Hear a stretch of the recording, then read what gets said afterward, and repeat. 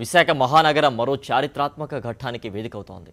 British సంఖ్యల నుంచి భారతావనికి విముక్తి కల్పించేందుకు జరిగిన అలనాటి స్వాతంత్ర ఉద్యమంలో కీలక భూమిక పోషించిన విశాఖపట్నం మరోసారి నాటి స్మృతులను గుర్తు చేసుకుంటూ జెండా పండుగకు ముస్తాబైంది. తొలిసారిగా రాష్ట్ర స్థాయి వేడుకలు జరుగుతూ ఉండడంతో మహానగరవాసులు ఆసక్తిగా చూస్తున్నారు. జిల్లా యంత్రాంగం నెల రోజులుగా రేయింపవలు శ్రమిస్తూ ఏర్పాట్లు చేసింది. వేదికతో పాటు వీక్షకులకు సైతం రెయిన్ ప్రూఫ్ షామియానాలు ఏర్పాటు చేశారు. సుమారు 50,000 మందికి పైగా ప్రజలు వేడుకల్లో పాల్గొనేందుకు ఏర్పాట్లు చేశారు. వీఐపీలు, వీవీఐపీలు, ప్రజాప్రతినిధులు, మాజీ ప్రజాప్రతినిధులు 7 వర్గాలుగా విభజించి వేదికను ఇరువైపులా కూర్చునేలా ఏర్పాట్లు చేశారు.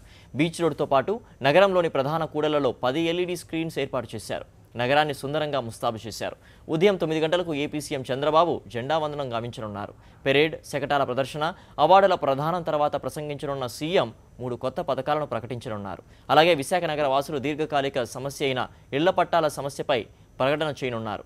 100 గజాల్లోపు ప్రభుత్వ స్థలాలను ఆక్రమించుకున్న నిరుపేదలకు ఉచితంగా క్రమబద్ధీకరిస్తూ పట్టాలిచ్చే కార్యక్రమాన్ని ఆయన ప్రకటించనున్నారు.